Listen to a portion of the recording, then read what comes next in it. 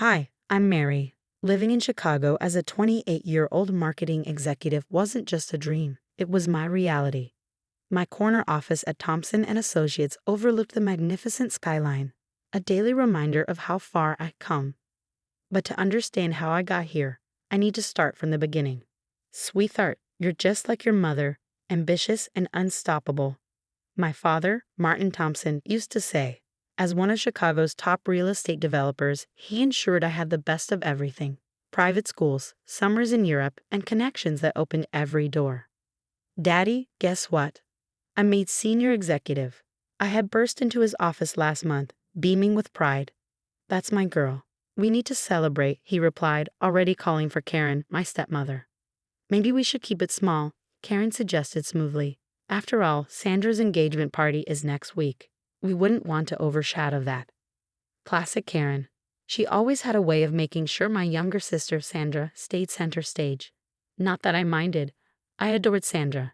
She was the spitting image of our mother, the one we lost when I was 12 and Sandra was 9. Promise me you'll always protect your sister, Mom had whispered from her hospital bed. And I did. Even when Karen came into the picture 3 years later, with her perfectly coiffed hair and razor-sharp comments. Victor, my investment banker fiancé, was another piece in our family puzzle. Handsome, wealthy, and from the right family, he was everything Dad had hoped for in a son-in-law. Yet Karen always had a way of making her approval conditional. Are you sure the charity work with burn victims is appropriate? Karen said one evening, lips pursed. Your father's worried it might reflect poorly on the family image. Those people need support, I replied firmly. The Thompson Family Foundation should stand for more than just galas and photo ops. Karen's subtle manipulations didn't bother me much then. I was too busy living my dream, managing a team at work, planning a wedding with Victor, and running the burn victim support program at Chicago General. Everything seemed perfect, until it wasn't. That night, the rain pounded against my windshield as I drove home late from work, excited to finalize the Thompson Tower marketing campaign. My phone buzzed with another missed call from Victor, who had been distant lately. I chalked it up to wedding stress. Then it happened: screeching tires, blinding lights, metal crunching, heat, darkness. I woke up to the sound of beeping machines and hushed voices. The burns are severe, a doctor was saying. She'll need multiple reconstructive surgeries. Through my good eye, I saw Victor standing in the doorway, pale and distant. Oh God, Mary, he whispered, but something about him felt off. In the days that followed, Victor's visits became shorter. He avoided looking at me, his phone always in hand. One day, he finally said it. The scaring, it's permanent, he mumbled, not meeting my gaze. When Dad finally came to visit, Karen clung to his arm. What were you thinking, driving in that weather? Dad scolded. Do you have any idea what this does to our family? Sandra's wedding is in 3 months. The photos, how will this look for the Thompson name? Karen chimed in, ever the problem solver. We'll need to speak with the wedding planner. Adjustments must be made. That's when my phone buzzed, a notification from social media. It was a photo of Sandra at La Colonial, laughing over champagne with Victor. The timestamp was from 2 nights ago. What is this? My voice cracked as I turned the phone toward Victor, who had just walked in. The look between him and Sandra said it all. How long? I asked, my voice barely audible. Mary, you have to understand, Sandra began, tears in her eyes. 6 months, Victor admitted, his voice hollow. It just happened. As the hospital monitors began beeping faster, Karen's cool voice broke the tense silence. While this simplifies things, she said with unnerving composure, Martin, perhaps now is the time to discuss changes to the will. My father stood stiffly at the foot of my bed, avoiding my gaze. Given recent developments, we feel it's best to protect the family's interests, he said, his voice hollow. You'll understand, Princess. Protect the family? My voice trembled. I am your family. Later that night, their voices filtered through the thin hospital door. Martin, be reasonable, Karen pressed. She can't possibly attend the charity gala looking like this. The board members, the press, they were already asking questions about the accident. And Sandra's wedding photos will be in every society page. I know, he sighed. The Thompson name can't afford this kind of attention, not with a new development project pending. You're right, as always, Karen cooed. I'll have the lawyers draft the paperwork tomorrow. I lay in silence, my face burning, not from the scars, but from their words. They were dismantling my life piece by piece, as if I were a liability rather than their daughter. The perfect daughter, the perfect fiancée, the perfect life, all gone in a flash of headlights and betrayal. That night, something shifted inside me. Watching Victor and Sandra leave together, his arm casually draped around her waist, I made myself a promise. This won't break me, it will make me stronger. I moved into a tiny studio apartment in Lincoln Park. It was nothing like my old penthouse, but it was mine. Unpacking my few remaining belongings, I laughed at the irony. Years of luxury, and now I was starting over with just 2 suitcases. You sure you don't want me to punch Victor in his perfect teeth? Diana, my best friend and Dad's executive assistant, asked as she helped me settle in. I'd rather you help me access their emails, I said with a wry smile. Honey, I've got access to everything, Diana replied, her eyes sparkling. And something's not adding up with the Thompson Tower finances. It was at a coffee shop where I met Marcus Chen. He was reviewing contracts at a corner table, his laptop open. Excuse me, I said, gesturing to his screen. Is that the Henderson merger document? There's a clause on page 47 that's going to cause problems. He looked up, his gaze steady and kind, not flinching at my scars. You're familiar with corporate law? I used to be someone else. And who are you now? That question led to coffee, which led to lunch, which led to Marcus becoming more than just a friend. Over time, I shared my story with him. Diana kept digging. You won't believe this, she said one night. Before she was Karen Thompson, she was Karen Blake, Karen Peters, and Karen Summers. 3 different identities, 3 different investment scams. Keep going, I urged, and Diana, thank you. I threw myself into work, earning respect not for my looks but for my results. When the VP position opened up, I claimed it. Marcus suggested I start a support group for burn survivors, and the Burn Survivors Network was born. Local news covered it, then national outlets.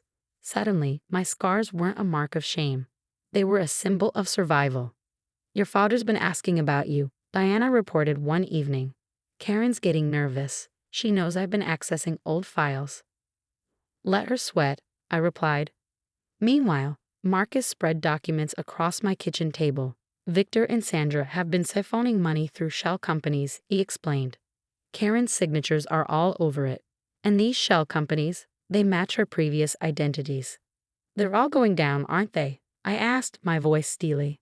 Marcus took my hand. Legally, we can't do anything directly, but sometimes karma needs a little nudge. The evidence was damning. Fraudulent contracts, embezzled funds, Karen's hidden past. The SEC would be very interested in these trading patterns, Marcus mused.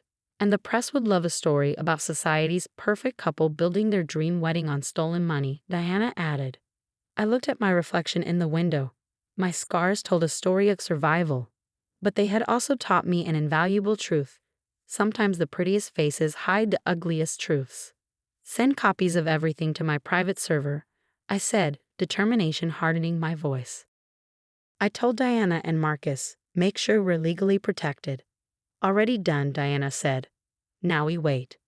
The old Mary might have wanted immediate revenge, but scars, both physical and emotional, had taught me the value of patience. After all, some burns take time to fully surface. The morning of Sandra's wedding dawned clear and beautiful. Everything was picture perfect until the FBI arrived. From my office, I watched the chaos unfold as news alerts began flooding in. Prominent Chicago banker arrested for massive securities fraud. The headlines grew more damning with every hour. Remember me, Karen? A woman's voice cut through the disrupted ceremony.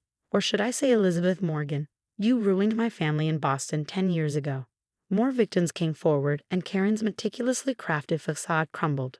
Reporters unearthed her trail of deception across 3 states, 3 identities, and countless scams. Diana texted me. The board has called an emergency meeting. Martin is being forced to step down. The SEC froze all accounts. I sipped my coffee, watching the empire my father had built unravel.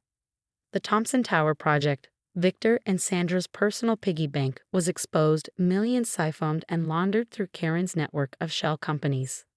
Sandra stormed into my office that afternoon, looking nothing like a bride. Gone was the wedding gown, replaced by designer casual wear that would soon be all she had left. "You knew, didn't you?" she accused, her voice breaking. "Like you knew about Victor while I was planning my wedding," I replied coolly. The mansion was listed for sale within days. Martin moved into a modest condo, his social standing in tatters. Karen faced charges in 3 states, and Victor and Sandra turned on each other to negotiate lighter sentences. 5 years passed. The Burn Survivors Network had grown into a national organization, featured on media platforms across the country. My PR firm, Phoenix Communications, specialized in crisis management, a fitting irony given the spectacular downfall of my own family. "Mary," Marcus said one afternoon, stepping into my office, the view from my corner suite made my old one look modest. "Your father's here." Martin shuffled in, looking older and defeated. "Princess," he said softly, "I was wrong about everything. Can we?" "No," I said firmly, cutting him off. "Please, I've lost everything." "You lost me first," I replied. "Remember when these scars meant more to you than your daughter's heart. I can't give you back what you threw away." He lowered his head, and for the first time in my life, I felt no need to soften my words. The next month, Forbes featured me in a cover story, "Phoenix Rising." How Mary Chen turned personal tragedy into triumph. Meanwhile, Karen served time for fraud, and Victor and Sandra faced their own legal battles. Their lavish society wedding had been replaced by separate court dates. Martin lived alone, his calls unanswered, his legacy in ruins. Marcus wrapped his arms around me as we read the article. "They got what they deserved," he said. "No," I said, gently touching my scar. "They got what they earned. Every choice, every betrayal, every time they chose image over love. It all caught up with them." My phone buzzed with another interview request. The scars my father had once seen as shameful had become symbols of resilience for thousands. "Ready for the charity gala?" Marcus asked with a smile. I nodded, remembering Karen's cutting words about my tainting the family image. Now that tainted image graced magazine covers while Karen wore prison gray. The Burn Survivors Network had raised millions, my PR firm was thriving, and I, scars, success, and all, was finally truly happy. As we left, I turned to Marcus and said, sometimes the worst burns leave the strongest survivors. I never saw my family again. They made their choices, and karma made hers. As for me, I chose to rise, to thrive, and to prove that true beauty isn't about flawless faces. It's about perfect karma. What would you do if you discovered your family's perfect image was built on lies? Would you expose the truth immediately or let karma take its course? Share your thoughts in the comments below.